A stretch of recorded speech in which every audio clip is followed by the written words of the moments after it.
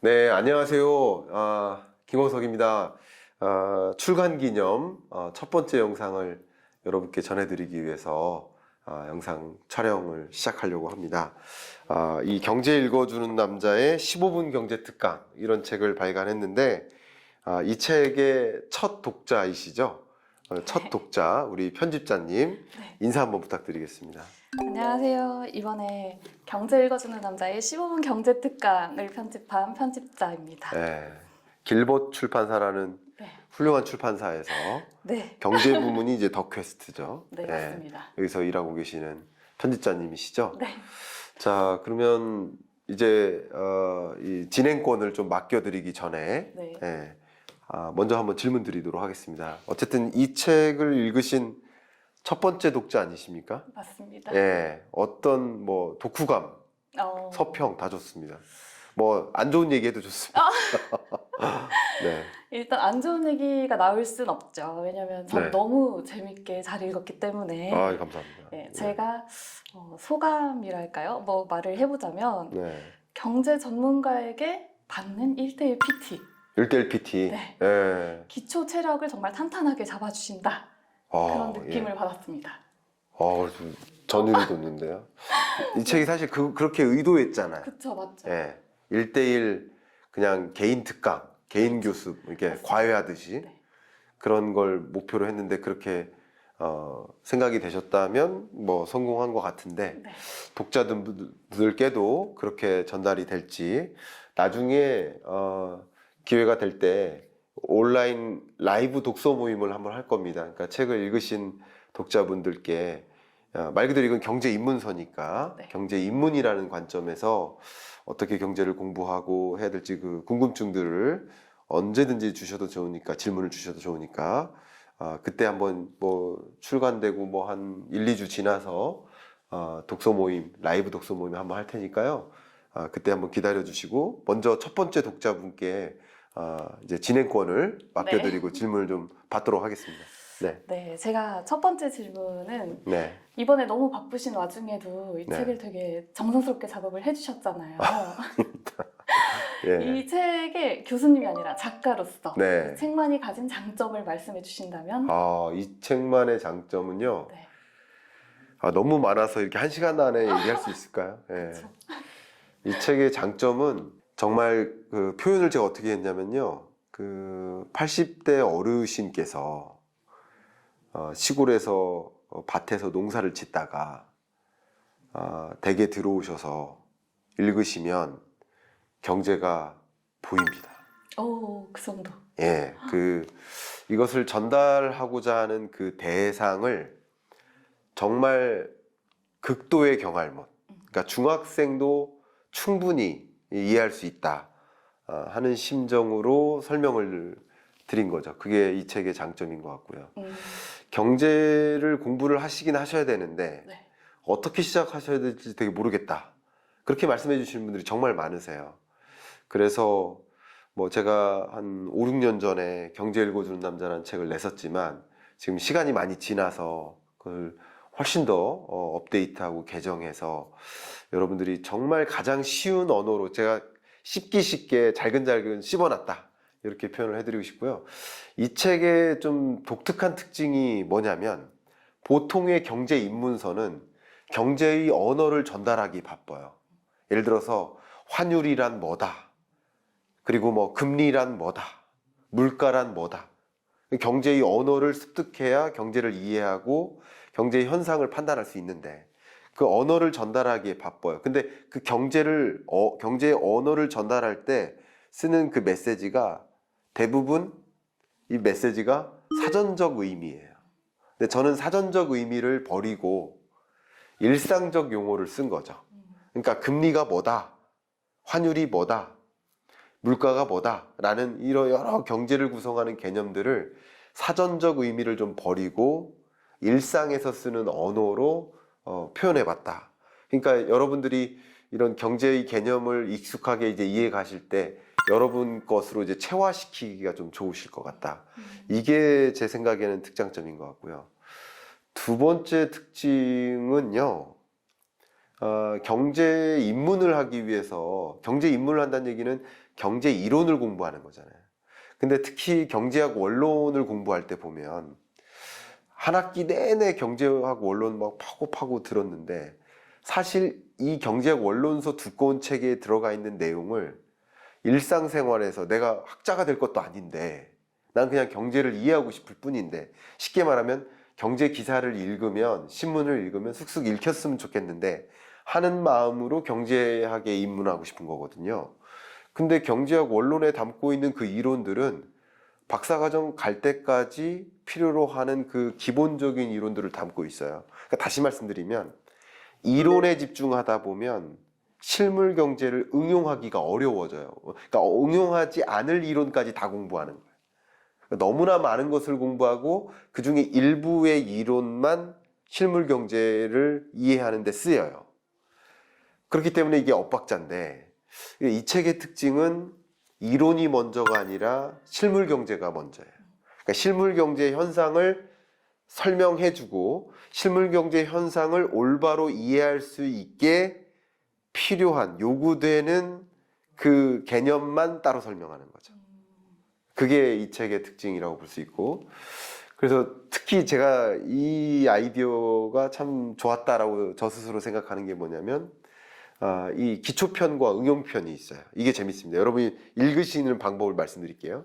기초편과 응용편이 있는데 먼저 응용편을 읽어보시면 이 책이 이게 총 14강으로 이루어지는데 14개의 각 부문별 주제, 금리, 뭐 환율, 물가 이런 주제, 부동산 이런 주제들인데 응용편을 먼저 읽으시면 온전히 이해가 안 되실 수 있습니다. 근데 그리고 나서 안 되네, 이해가 안 되네 확인되시면 기초편을 다시 읽어보세요. 기초편을 읽고 다시 응용편을 읽으면 아마 쑥쑥 읽히실 겁니다. 그런 놀라운 경험을 하실 수 있지 않을까. 그게 이 책의 특징이고 경제에 입문하기 위해서는 이런 방식으로 접근하시는 게 맞다. 저는 그렇게 판단하고 있어서 그런 식으로 기획을 갖고 있는 게 이 책의 특징이죠. 네. 그런데 경제라고 하면 딱딱하다, 어렵다, 지루하다 이런 이미지가 아무래도 있는 것 같아요. 네. 근데 왜 우리는 경제를 알아야 될까요? 네. 경제가 딱딱하다라고 생각하시는 분께는 제가 미리 말씀드리면 경제의 언어가 익숙하지 않은 거예요. 경제라는 언어가 익숙하지 않은 것. 그러니까 제가 이렇게 비유를 많이 하는데 CNN 뉴스를 봐요. 근데 1시간 동안 굉장히 중요한 정보를 전달해 준다라고 해볼게요. 근데 1시간 동안 봤는데 어떤 사람은 영어라는 언어를 장착하고 있어서 100% 내 것으로 체화시키는데 어떤 분은 영어가 1도 안 돼서 전혀 1시간 동안 집중해서 들었지만 무슨 말인지 몰라요. 지금 무슨 차이예요? 그 내용을, 컨텐츠는 똑같죠. 그러나 그 컨텐츠를 받아들일 준비가 돼 있느냐 안 돼 있느냐 차이잖아요. 경제도 마찬가지예요. 경제신문을 읽는데 분명히 한국어로 되어 있단 말이죠. 근데 이게 읽히지 않는 이유는 뭘까요? 그 신문에 구성되어 있는 각각의 용어들이 내 것으로 체화되어 있지 않기 때문이에요. 제가 어제 좀 놀랐습니다. 어떤 경제 방송에 그 첫 시작 방송이라고 해서 그 출연을 했는데 진행자분께서 그 대본을 읽으시더라고요. 대본을 읽으시는데 그 대본에 FOMC라고 돼 있는데 폼크라고 읽으시더라고요. 근데 이게 한 5년 전에는 이해가 갔었어요. 그렇게 우리가 경제에 관심이 없었을 때. 근데 지금은 다 대부분 FOMC라고 읽으시잖아요.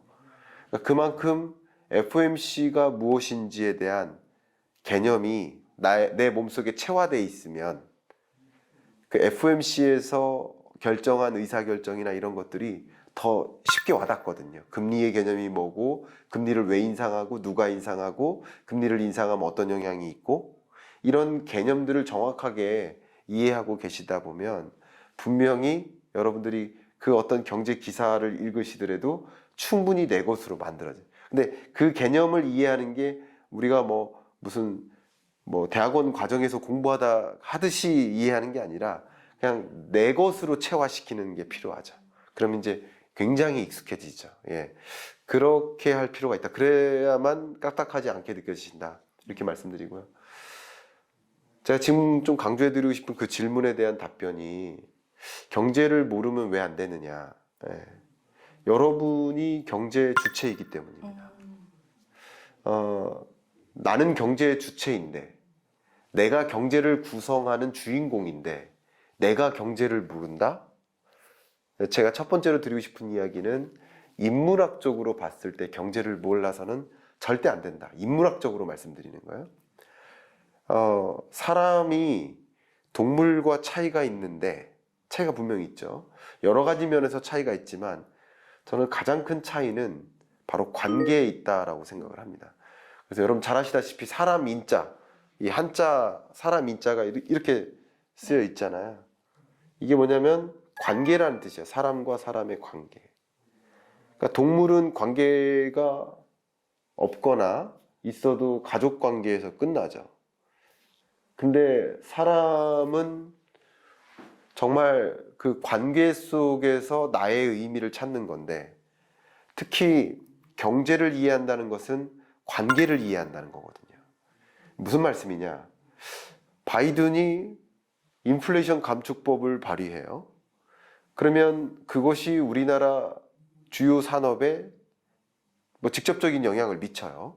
그럼 우리나라의 경기 침체가 나타나고, 그러면 그것이 주가에 영향을 주고, 그러면 그런 경기 침체 여부에 따라서 금리 인상 기조가 또 바뀌고, 그리고 나의 아버지의 월급에도 영향을 미치고, 나의 진로에도 영향을 미치고, 그것이 나의 호주머니에도, 나의 용돈에도 영향을 미친다는 거예요.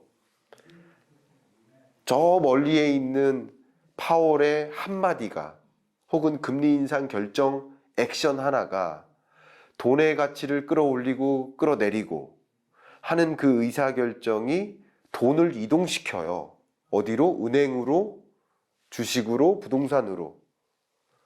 그러면 나는 가만히 있으면 됩니까? 이동해야 됩니까? 이동해야죠. 돈의 이동에 맞춰서 나도 이동해야죠. 그러니까 이런 것들이 세계 저 멀리 있는 나라의 어떤 누군가의 의사결정이 나의 호주머니에도 영향을 미치는구나 하는 그 관계를 이해해 나가는 것. 그게 경제 공부죠. 인문학적인 관점에서. 그래서 여러분의 의미를 되새겨준다. 제가 조금 조심스럽지만 이렇게 표현해 볼게요.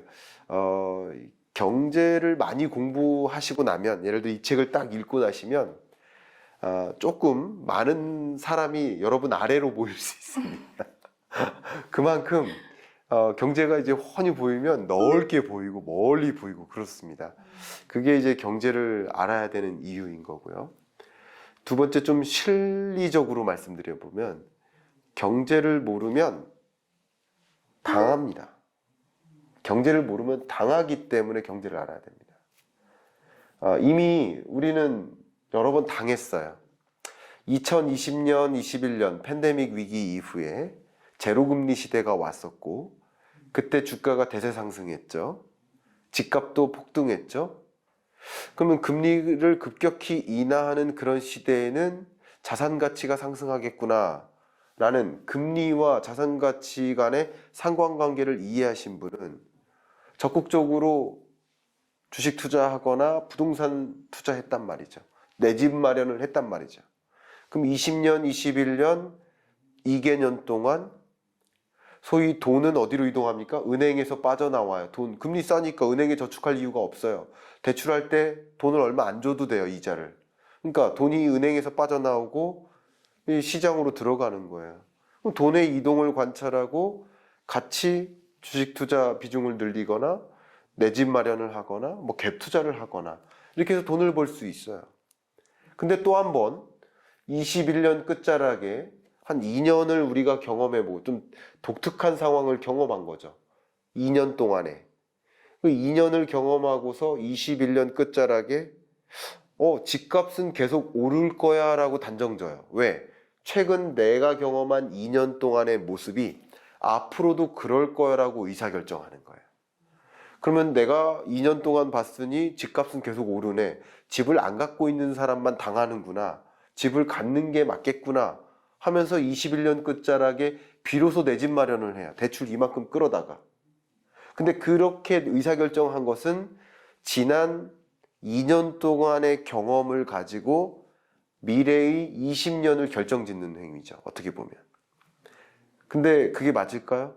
우리가 여러분들도 동의하다시피 어제와 오늘 다르고 작년과 올해가 다르고 지난 20년과 앞으로의 20년은 분명히 다를 텐데 우리의 의사결정은 왜 지난 2년 동안의 경험을 가지고만 하냐 이거예요.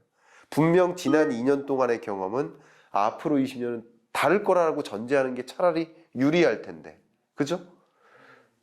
또 한 가지는 만약에 뭐 집을 내 집 마련이 무슨 투자입니까? 그래도 집은 하나 있어야 됩니까? 하고 생각하시는 분도 계십니다. 그렇게 생각하시는 분도 계십니다. 그럼에도 불구하고 왜 21년 끝자락에 대출 이만큼 껴서 집을 사는데 87.5%가 변동금리로 대출을 받아요. 그러니까 앞으로의 금리가 어떨까요? 라는 질문을 던진 적이 없어요. 최근에 경험한 금리, 제로금리, 이토록 낮은 금리, 야, 홍익인간 이래로 가장 낮은 금리. 이런 금리를 경험하고 변동금리로 대출받는 거예요. 만약에 앞으로 금리가 어떨까요? 라는 질문을 하고 앞으로에 대한 의사결정을 내리는 거니까. 여러분, 주택담보대출은 향후 10년 동안 갚는 거예요, 적어도. 향후 30년 동안 갚는 거예요. 30년 동안 매월 이자라는 가격을 지불하고 대출을 하는, 대출 상품을 이용하는 거예요. 정수기 렌트할 때는 3년 동안 한 달에 3만 원씩 납입할 정수기 살까? 2만 원씩 납입할 정수기 살까? 그걸 따져보잖아요.